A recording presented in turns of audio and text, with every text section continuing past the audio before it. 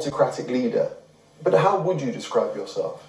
Those Western media or your Al Jazeera, if you want to tell me autocratic government, then my question is, when our country run by military dictator, how do you explain that?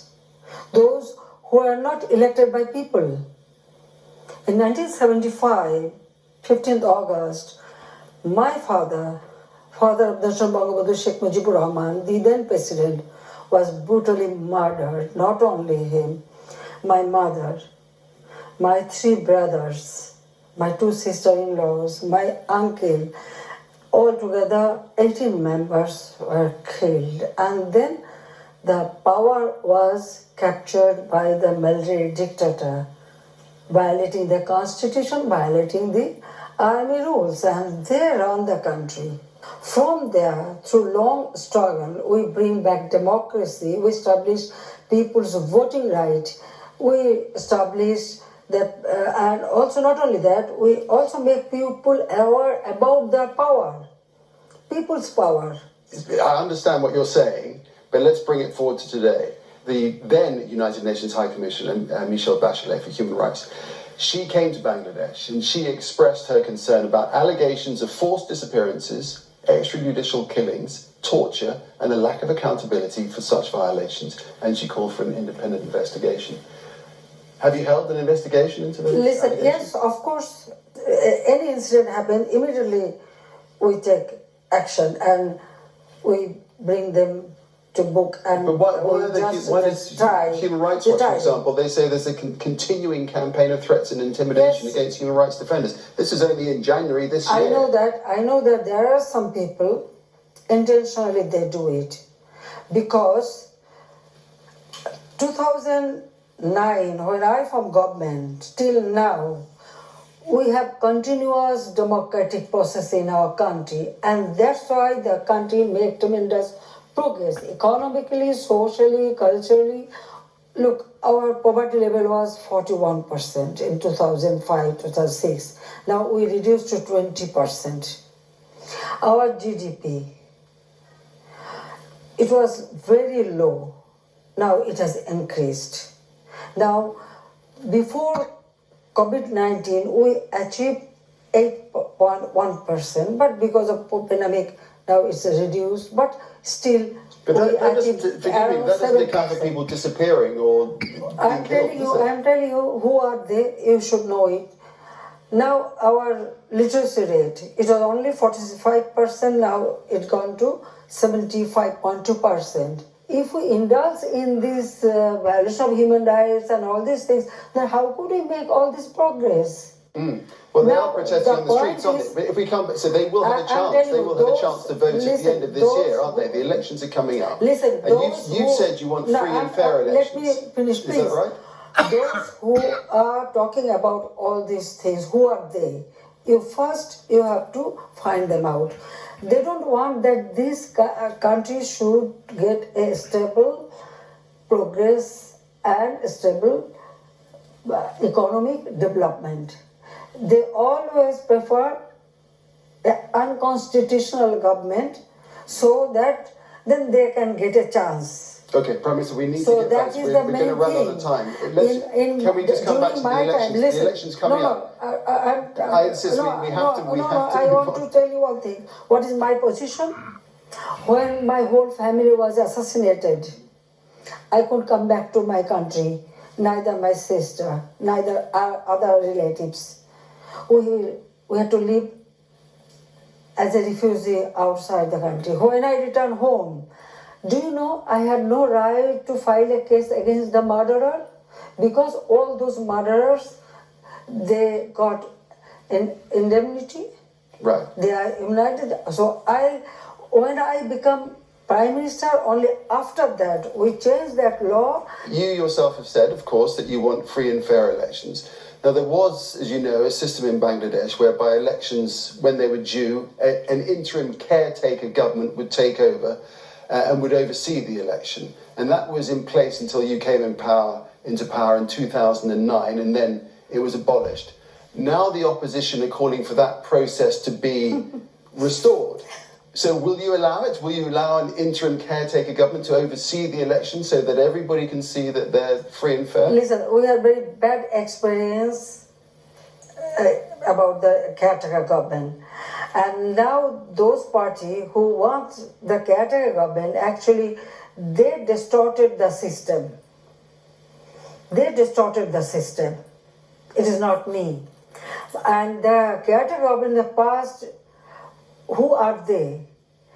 When BNP was in power 2001, they not only violated the human rights, they killed people, they destroyed our country, destroyed economy.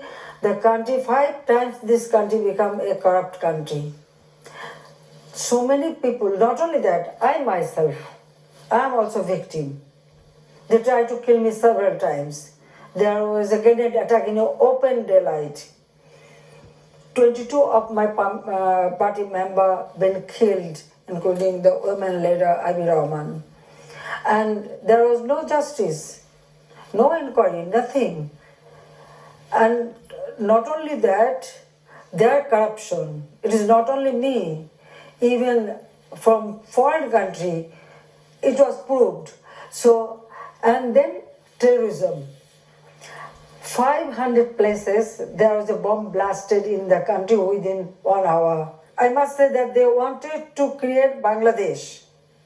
They wanted to create Bangladesh a failed state. Okay, so this time round, you're just going to proceed with the elections in the normal way. Because of their misdeed, then there was an emergency. We're running out of time. I can tell you one thing.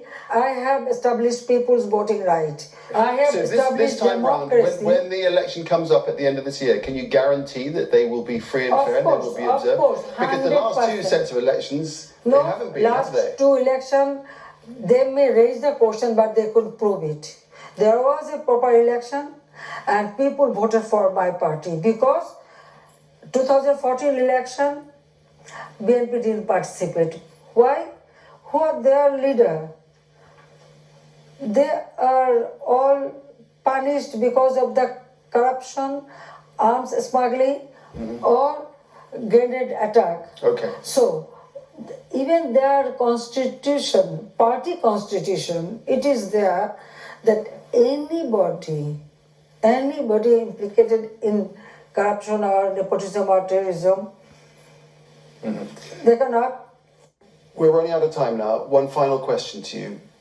Your father, who you've mentioned a lot, regarded as the founding father of Bangladesh, as you said, he was assassinated in 1975 along with many members of your family. When you set out on this long career of leading your country, I think 19 years you've been Prime Minister overall, I'm sure you've had him in mind much of that time. What do you think, honestly, that he would make of your leadership? Well, my father is no more, but I follow his ideology. I try to serve people the way he wanted to serve. I care for my people the way he used to care. From 2009 to 2023, country has been changed a lot. I hope it is my father's blessings is there. As because of my father's blessings of me, that's why I could do this and I could make this progress. So definitely from heaven, my father is very happy that yes, at least he can see that yes, I am helping his poor people. Sheikh Hasina, Prime Minister of Bangladesh, thank you for talking to us and the many thousands that have lost their homes. What's your reaction to that, first of all? And secondly, how can you reassure people and the 1 million+ Rohingya refugees who live there that something is being done about their situation? Well, when this incident started, and people were tortured, murdered, and raped, and so many things happened, we feel very bad. Then we open our door to invite them, we allow them to come, and we make all the arrangements for shelter, treatment, all these things on humanitarian ground. Side by side, we started talking to Myanmar also. that they are your citizens, you should take them back. Unfortunately, they are not responding very positively. Are you still talking to the Still, we are leadership talking, there? yeah. By this time, many international community, many countries come forward and assisting. But it is almost 5 years. So I feel that these people should go back to their own land, own home. But it's impossible because the security situation, and as you say, Myanmar, you can't even talk to them. Well, in the international community, they are putting pressure on them, but it's really very difficult. And we have arranged accommodation in a separate place. That is a good place and good accommodation in Bhasanchal. We developed the island, and now about 30,000 family already shifted there. Is it a good place? A lot of Very people good say place, it's very very good. overcrowded and it's No, just no, it is basically a very silt good. island. Very good place, and the good housing and good arrangement for the children, their education and everything. We have made arrangement for their security, their healthcare, everything, every arrangement. But what about the living conditions generally? Because this fire has just taken place and thousands, 12,000 plus, are now displaced in Exactly. Bangladesh. Actually, now in the camp in Cox's Bazar, situation is not very good. But now they have started fighting with each other. They indulge in different type of activities like drug trafficking, armed trafficking, human trafficking, and also they have their own conflicts. Sometimes some murder or some other incident is happening. So I'm very much worried about it, and that's why I think that, and already we call upon the international community and also the organization like UNO and other organizations related to that, please cooperate with us and help these people. So if we can take them that place, at least they will be safe and they will live a better life. That's what you've asked for, but the world has lost interest in the Rohingya, hasn't it? Is the international community you are doing enough? very Do you want the international community to do more? You are very correct. During pandemic COVID-19, yes, we assisted them all way, but this war become more difficult because the whole focus is now on the war and the refugee from Ukraine and all these things. But so gradually, not only that, the whole worldwide, the economic recession is there, the inflation has been increased. So all the assistance is to come now. Gradually, it is decreasing. So then these people will be in future more problem. What do you say to those people who say that it's incumbent on Bangladesh, as well as the international community, but also incumbent on Bangladesh to do more, to give the refugees some kind of legal status, to give them freedom of movement, to give them access to livelihoods, to be able to work? Does that not have to happen while they're still within the country? They are citizens of other country and they are refugee. But even then, all the facilities we have provided them.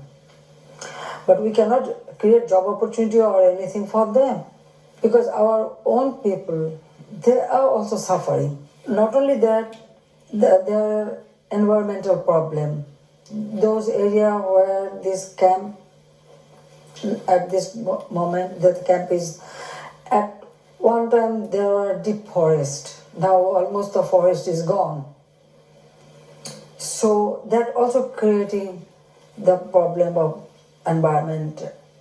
And then our local people, they are also suffering a lot. Okay, let's bring the discussion onto the reason why you're here in Doha to attend the Least Developed Countries Summit. And you said when you addressed the summit, the countries, the LDCs, the Least Developed Countries, seek their dues, not charity. What did you mean by that? Well, I want to tell all the international community that this is our right. That we have been working and developing ourselves. Now, we graduated, those countries already we have graduates, and more LDC country wants to develop themselves. So the international community and the developed country monetary institution, they should come forward to assist them, cooperate them. So it is their right.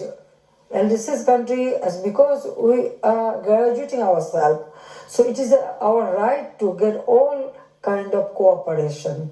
That's what I mean. Bangladesh itself is due to graduate at some point in 2026, I think, from the LDCs, from the Least Developed Countries Group. And there's no doubt that Bangladesh has made remarkable progress since independence. The country grew at 7% in the years before COVID, which is only slightly lower than China. Its GDP per person is higher than India's. Power plants are going up. It's a metro going up in Dhaka. What's driving this impetus? Listen, actually in Bangladesh, if you see, our resources are very limited. But I can tell you one thing, that our people, I must say they are wonderful people, very resilient people, but it depends on your policy. What we did, we take a proper plan, and according to that, we prepare the perspective plan, long-term plan, mid-term, short-term, and immediate. Right, and it's come to fruition, and it's had some effect. And that way, gradually, we started our, making our progress. Okay, there's a great reliance, isn't there, on the garment industry, on manufacturing clothes and so forth. But that's precarious to have so much reliance on one element. What else are you doing within the country to build a more solid economic footing, especially as we advance into the new eras of technology? The first thing, our priority was, through research, we started growing our food, and we make sure that food security our people should get. Then education, healthcare, all these basic needs, side by side, how to develop and create job opportunity. What I did, I opened up everything in the private sector. Yes, government sector is there, but I opened every corner for private sector. We encouraged our people. We invited foreign investment as well as our domestic investment, and the younger generation also we encouraged. And 2008 election, our manifesto declared that Bangladesh will be digital Bangladesh. That means the ICT sector. We give more importance to ICT sector. Now all over Bangladesh, Wi-Fi is available.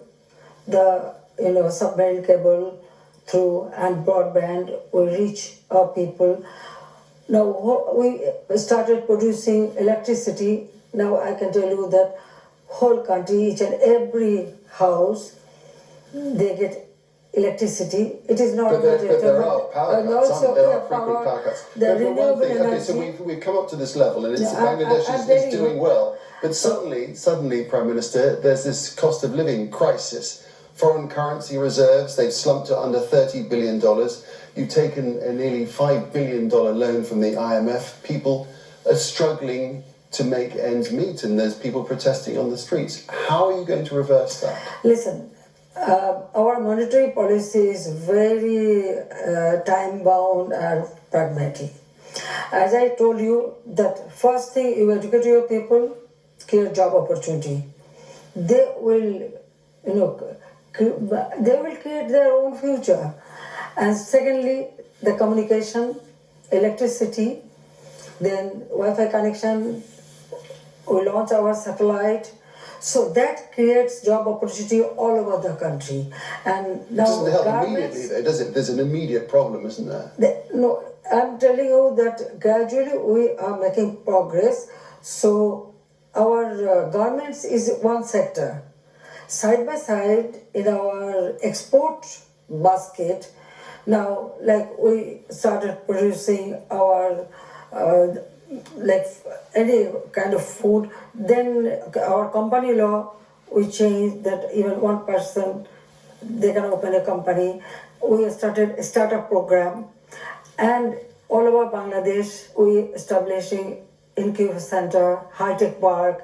So ICT and digital device, this is our next target to export and create job opportunity Okay. for our people. So there are Monetary, opportunities. I'm There are telling you, opportunities. just let me finish, please. Now, about monetary system, side by side, we are adjusting our, monetary policy so that our people, common people, should not suffer much. There is still discontent on the streets. We're going to come back to that in a second because I want to move on. I want to move on to climate change because when most people think about Bangladesh, they may think of a nation, perpetually flooded and cyclones and so forth, the effects of cyclones, made a whole lot worse by climate change, which is true, but there is a flip side to that because Bangladesh has made fantastic advances in adapting to climate change. Can you tell us about those, the kind of things that have happened? Yes, but our geographical position, our people suffer from cyclone, tidal bore, flood, cyclone. It's true, but we know how to deal with. And we have our preparedness. In the cyclone-prone area, we are building cyclone resistance house and also started developing all these islands so that our people can live in a better way. Then our cyclone shelter, this is multi-purpose. When cyclone comes, immediately we can reach to the people. We trained 85,000 volunteers during any natural disaster. Immediately they go to the people, evacuate people, we give shelter. So that way we help them. Even when there is, flood, we also help our people. We also preparing by building flood shelter. And our Bangladesh, we have so many rivers, we started the dredging the river so that river can hold more water. That also help us for cultivation and during flood time, the river can hold more water so it does not flood the land. That way we have new our farming techniques preparedness and so forth. for climate change. But nevertheless, climate change and sea level rise is remorseless, isn't it? And there will be migration inland in the future. How are you preparing for that? No, I told you that all the coastal belt area, those areas may be affected is the sea level rise even 1 meter. So those areas we have taken a special program for development so that our people don't need to migrate and artificial mangrove and creating green belt to save our country from those calamities. Prime Minister, let's move on to the elections. Elections coming up at the end of the year. And it's interesting because in the Western media, there are two words that are most frequently used to describe you. And you'll forgive me. KAB television আপনার আমার সবার কথা বলে।